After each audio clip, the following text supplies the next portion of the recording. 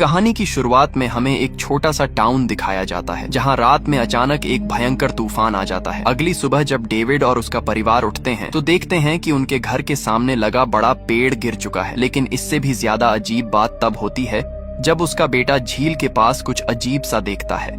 झील के उस पार पहाड़ी पर एक अजीब सी घनी धुंध छाई हुई थी, लेकिन डेविड को यह देखकर ज्यादा हैरानी नहीं होती। वह इसे बस कोई अजीब मौसम की घटना मानता है, क्योंकि पिछली रात आए तूफान ने उसके पड़ोसी ब्लैक भाई के घर को भी नुकसान पहुंचाया था।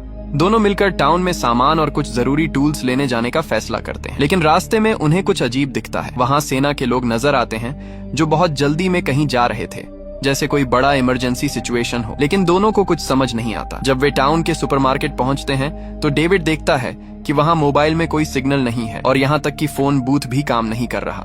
जैसे ही वह शॉपिंग कर रहा होता है, अचानक बाहर से एयर रेड सायरन जैसी आवाज आने लगती है। ये सब देखकर वहां मौजूद लोग पूरी तरह हैरान हो जाते हैं। तभी अचानक बाहर सड़क पर एक खून से लथपथ सफेद बालों वाला बूढ़ा आदमी भागता हुआ सुपरमार्केट की तरफ आता है। उसे देखकर एक लड़की बुरी तरह डर जाती है। वह बूढ़ा आदमी घबराहट में कुछ बोलता है, लेकिन उसकी बातें किसी को समझ नहीं आती। तभी लोगों को दिखता है कि बाहर एक बहुत घनी धुंध तेजी से उनकी तरफ बढ़ रही है। लोग डर के मारे भागने लगते हैं और कुछ ही पलों में पूरा टाउन उस धुंध में गायब हो जाता है। किसी को भी यह नहीं दिख रहा था कि उस धुंध के अंदर क्या है। तभी बाहर से अचानक चीखने की आवाजें आने लगती हैं, जिससे सबकी हालत खराब हो जाती है। लोग जल्दी से सुपरमार्केट के दरवाजे बंद कर देते हैं। अब हर कोई डर से कांप रहा था, क्योंकि उस धुंध में क्या छिपा है ये किसी को नहीं पता था। तभी अचानक जोर का झटका लगता है, जैसे भूकंप आ गया हो। सब लोग जमीन पर बैठकर खुद को बचाने की कोशिश करते हैं। कुछ देर बाद झटका रुक जाता है और राहत की बात यह होती है कि अंदर किसी को चोट नहीं लगती।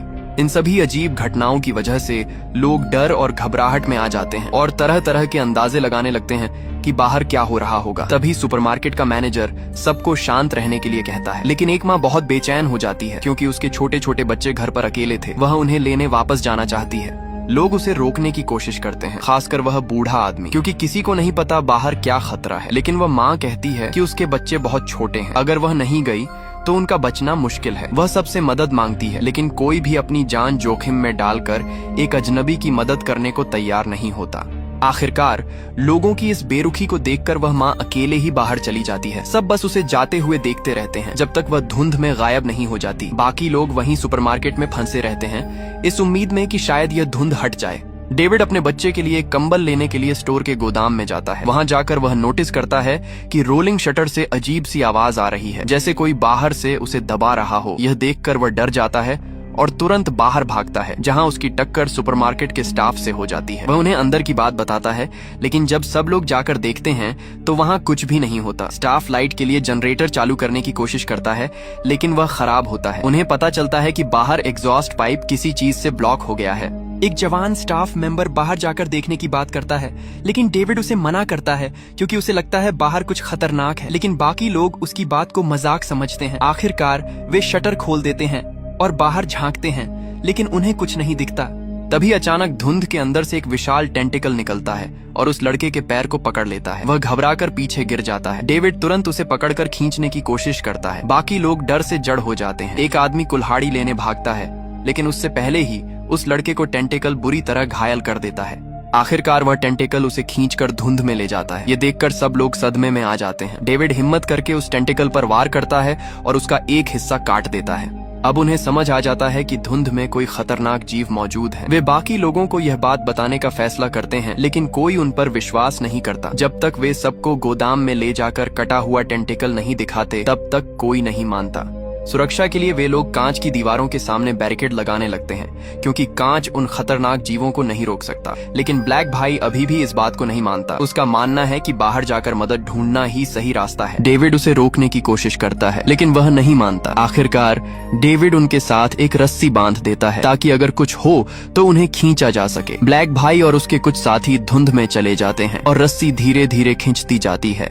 जैसे जैसे रस्सी आगे खींचती जाती है, सुपरमार्केट के अंदर खड़े लोग घबराकर उसे पकड़े रहते हैं। लेकिन अचानक कुछ ही पलों में रस्सी को एक बहुत ताकतवर झटका लगता है और वह तेजी से आगे खींचने लगती है। घर्षण इतना ज्यादा होता है कि लोगों को अपने हाथों को बचाने के लिए कपड़ा लपेटना पड़ता है। वे पूरी ताकत लगाकर रस्सी को पकड़े रहते हैं, लेकिन वह रहस्यमयी ताकत उन्हें आगे की तरफ खींचती रहती है। तभी अचानक रस्सी ऊपर की तरफ खींच जाती है और अगले ही पल उसका तनाव खत्म हो जाता है, जिससे सब लोग पीछे गिर जाते हैं। डेविड और बाकी लोग तुरंत उठकर रस्सी को वापस खींचने लगते हैं ताकि पता चल सके कि बाहर क्या हुआ। लेकिन जैसे ही रस्सी वापस आती है, उस पर खून लगा होता है। यह देखकर सबके होश उड़ जाते हैं और जब अंत में रस्सी से बंधे आदमी का सिर्फ आधा शरीर ही वापस आता है, तो यह खौफनाक नजारा देखकर सब पूरी तरह टूट जाते हैं। वे तुरंत सुपरमार्केट का दरवाजा बंद कर देते हैं। अब डर इतना बढ़ चुका था कि हर किसी की रीढ़ तक ठंडी पड़ गई थी। अब सबको समझ आ गया था कि बाहर क्या है और अब उनके पास बस एक ही रास्ता था, अंदर रहकर किसी चमत्कार का इंतजार करना। क्योंकि गोदाम का जनरेटर काम नहीं कर रहा था, इसलिए उन्हें अस्थायी बिजली के सहारे रात गुजारनी थी। लेकिन यह रात किसी भी तरह आसान नहीं होने वाली थी। रात के समय जब कुछ लोग बाहर नजर रख रहे होते हैं, तभी उनमें से एक को अचानक कांच पर कुछ बड़ा सा दिखाई देता है। डेविड तुरंत वहां पहुंचता है और देखता है कि एक अजीब तरह का विशाल कीड़ा कांच पर चिपका हुआ है, जो किसी म्यूटेंट मच्छर जैसा दिख रहा था। कुछ ही देर में ऐसे और भी कीड़े वहां आने लगते हैं और कांच के पास इकट्ठा होने लगते हैं। शुरुआत में वे हमला नहीं करते, जिससे लोगों को थोड़ी राहत मिलती है। लेकिन तभी अचानक एक और डरावना जीव सामने आता है, कुछ ऐसा जो किसी उड़ने वाले राक्षस जैसा दिखता है। वह इन कीड़ों का शिकार करने लगता है। जल्द ही हालात बिगड़ जाते हैं, क्योंकि उस जीव के हमले से कांच टूटने लगता है। लोग घबराकर इधर उधर भागने लगते हैं। डेविड तुरंत लाइट बंद करने के लिए कहता है ताकि वे ध्यान न खींचें, लेकिन तब तक बहुत देर हो चुकी होती है। जैसे जैसे और ऐसे जीव वहां आते हैं, कांच आखिरकार टूट जाता है और एक बड़ा छेद बन जाता है। अब वे सारे कीड़े और उड़ने वाले राक्षस अंदर घुसने लगते हैं। एक लड़की को कीड़े काट लेते हैं और कुछ ही देर में उसके चेहरे पर इन्फेक्शन फैल जाता है, जिससे उसकी मौत हो जाती है। वहीं एक आदमी पर उन राक्षसी जीवों में से एक हमला कर देता है और वह मौके पर ही मर जाता है। डेविड और बाकी लोग तुरंत आग जलाकर उन्हें भगाने की कोशिश करते हैं। एक आदमी जलती हुई मशाल लेकर उन्हें दूर भगाने की कोशिश करता है, लेकिन गलती से वह तेल के ड्रम से टकरा जाता है और खुद ही आग में जलने लगता है। बाकी लोग तुरंत फायर एक्सटिंग्विशर से आग बुझाकर उसे बचा लेते हैं। डेविड एक जलते हुए जीव को मार गिराता है और चश्मा पहने आदमी सुपरमार्केट में मौजूद एकमात्र बंदूक से एक और जीव को गोली मार देता है। काफी मशक्कत के बाद वे लोग इस हमले से बच जाते हैं, लेकिन जो आदमी आग में झुलस गया था, उसकी हालत बहुत खराब हो जाती है और वह धीरे धीरे मरने लगता है। डेविड उसे बचाना चाहता है, इसलिए वह कुछ लोगों के साथ पास की दवा की दुकान से दवा लाने का प्लान बनाता है। लेकिन वह जानता है कि बाहर जाना बहुत खतरनाक है।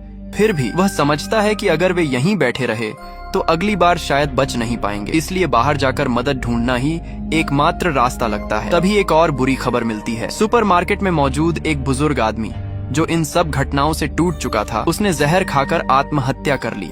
इस घटना से सब और ज्यादा टूट जाते हैं, लेकिन डेविड और उसके साथी अब और मजबूत हो जाते हैं कि उन्हें बाहर निकलना ही होगा। इसी बीच डेविड को एहसास होता है कि एक और खतरा उनके बीच ही मौजूद है, एक औरत जिसका नाम कार्मोडी है। यह औरत अब पूरी तरह पागल हो चुकी थी। वह लोगों को भड़काने लगती है कि ये सब भगवान की सजा है। उसका कहना था कि ये सारे राक्षस भगवान ने भेजे हैं, और अजीब बात यह थी कि जब पहले कीड़े आए थे तब उसे कुछ नहीं हुआ था, जिससे कुछ लोग उसकी बातों पर विश्वास करने लगे। धीरे धीरे वह औरत लोगों के दिमाग पर हावी होने लगती है। डेविड समझ जाता है कि वह बहुत खतरनाक बनती जा रही है, क्योंकि अगर लोग उसके पीछे लग गए तो वह कुछ भी करवा सकती है। अगली सुबह जब डेविड दवा लाने बाहर जाने की बात करता है, तो कार्मोडी उसे रोकने की कोशिश करती है। वह कहती है कि ऐसा करने से सबकी जान खतरे में पड़ जाएगी, लेकिन फिर भी कुछ लोग डेविड का साथ देने के लिए तैयार हो जाते हैं। आखिरकार डेविड अपने कुछ साथियों के साथ सुपरमार्केट से बाहर निकलता है और दवा की दुकान की तरफ बढ़ता है, लेकिन वहां पहुंचकर उन्हें एहसास होता है कि वहां कोई भी जिंदा नहीं बचा है। सब कुछ डरावनी खामोशी में डूबा हुआ था। जैसे ही डेविड और उसके साथी दवा की दुकान के अंदर जाते हैं, वहां का माहौल बेहद डरावना और खामोश होता है। अभी वे ठीक से समझ भी नहीं पाते कि वहां क्या हुआ है। तभी अचानक एक सैनिक के शरीर के अंदर से बहुत सारे मकड़ियां निकलने लगती हैं और कुछ ही पलों में वह मर जाता है। यह नजारा देखकर सबके होश उड़ जाते हैं, लेकिन इससे भी ज्यादा खौफनाक बात यह थी कि वहां विशालकाय मकड़ियां भी मौजूद थीं। यह देखकर सुपरमार्केट से आए लोग डर के मारे वहीं जम जाते हैं। तभी चश्मा पहने आदमी तुरंत अपनी बंदूक निकालता है और एक मकड़ी को गोली मार देता है, लेकिन असली खतरा अभी बाकी था। उन मकड़ियों के जाले बेहद खतरनाक थे। उनके जाले में ऐसा जहरीला असर था कि जो भी उससे छूता उसकी त्वचा गलने लगती थी। जैसे ही वे लोग अंदर बढ़ते हैं और ज्यादा मकड़ियां जाग जाती हैं और उन पर हमला कर देती हैं। एक आदमी का पैर गलती से जाले से छू जाता है और उसकी पैंट अलग हो जाती है, साथ ही उसकी त्वचा भी उधड़ जाती है। दूसरा आदमी सीधे चेहरे पर झाला लगने से वहीं मर जाता है। हालात बेकाबू होते देखकर डेविड बाकी घायलों को लेकर वहां से भागने का फैसला करता है। जब वे लोग वापस सुपरमार्केट पहुंचते हैं तो उनके साथ गए आधे से ज्यादा लोग मर चुके होते हैं। इस भयानक अनुभव के बाद अंदर मौजूद लोग और ज्यादा डर जाते हैं और कई लोग कार्मोडी की बातों पर विश्वास करने लगते हैं। अब धीरे धीरे ज्यादातर लोग उसी औरत के पीछे चलने लगते हैं और उसे ही अपनी उम्मीद मान लेते हैं। डेविड और उसके साथी चाहकर भी इस चीज को रोक नहीं पाते। वे बस यही जानना चाहते हैं कि आखिर यह सब हो क्यों रहा है। दवा की दुकान में मरे हुए सैनिकों को देखकर उन्हें शक होता है कि इस सब के पीछे सेना का हाथ हो सकता है। डेविड तुरंत सुपरमार्केट में मौजूद एक सैनिक से सवाल करता है, लेकिन वह कहता है कि उसे इस बारे में कुछ नहीं पता। वह बताता है कि शायद बाकी 2 सैनिकों को इसके बारे में जानकारी हो सकती है, लेकिन जब वे उन दोनों को ढूंढते हैं तो पता चलता है कि उन्होंने डर के मारे खुदकुशी कर ली है। अब वह सैनिक सच बताने पर मजबूर हो जाता है। वह कहता है कि उसने सुना है कि सेना किसी दूसरे डायमेंशन, दूसरी दुनिया के बारे में एक्सपेरिमेंट कर रही थी। उन्होंने इसी टाउन में एक सीक्रेट बेस बनाया था और उस पर काम कर रहे थे, लेकिन एक्सपेरिमेंट फेल हो गया और उन्होंने गलती से दूसरी दुनिया का दरवाजा खोल दिया, जिससे वहां के खतरनाक जीव इस दुनिया में आ गए। हालांकि वह खुद इस मिशन का हिस्सा नहीं था, उसे सिर्फ वहां तैनात किया गया था। लेकिन कार्मोडी इस बात को सैनिक की गलती मानती है और लोगों को उसके खिलाफ भड़काने लगती है। उसके उकसाने पर लोग अपना गुस्सा उस सैनिक पर निकालने लगते हैं। कुछ लोग तो उस पर हमला भी कर देते हैं। कार्मोडी तो यहाँ तक कहती है कि उस सैनिक की बलि देनी होगी, तभी भगवान का गुस्सा शांत होगा। डेविड उसे रोकने की कोशिश करता है, लेकिन भीड़ के सामने वह कुछ नहीं कर पाता।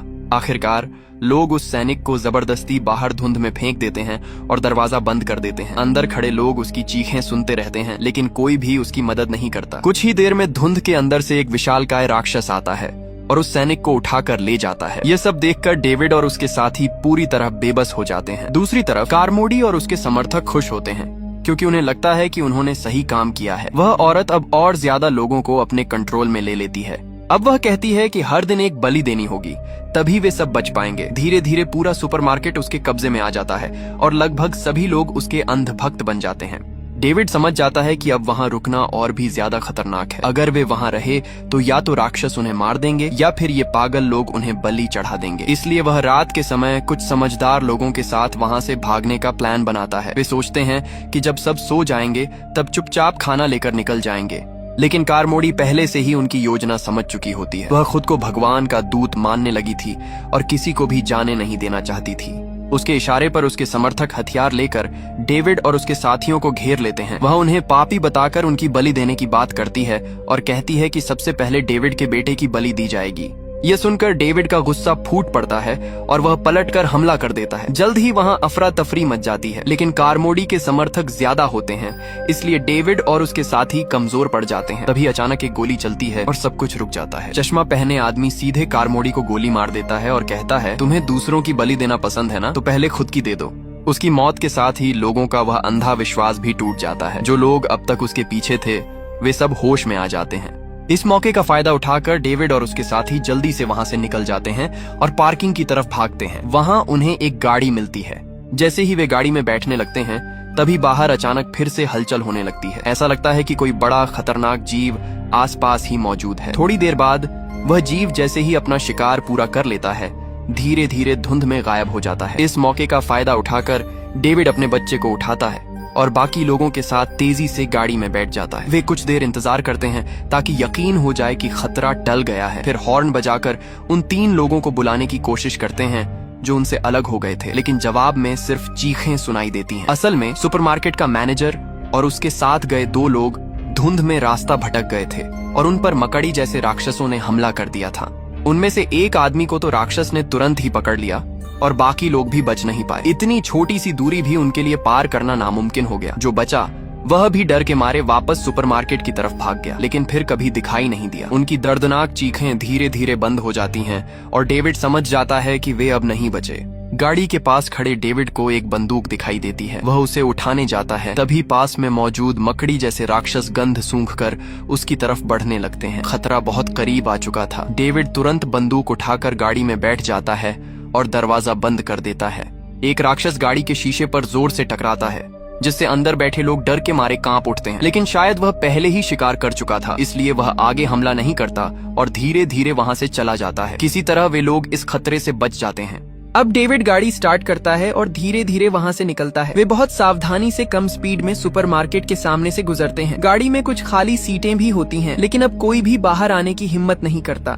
अंदर खड़े लोग बस चुपचाप उन्हें जाते हुए देखते हैं। किसी के चेहरे पर उम्मीद है, किसी के चेहरे पर डर, तो कोई बिल्कुल भावहीन खड़ा है। किसी को नहीं पता बाहर जाना सही है या नहीं। डेविड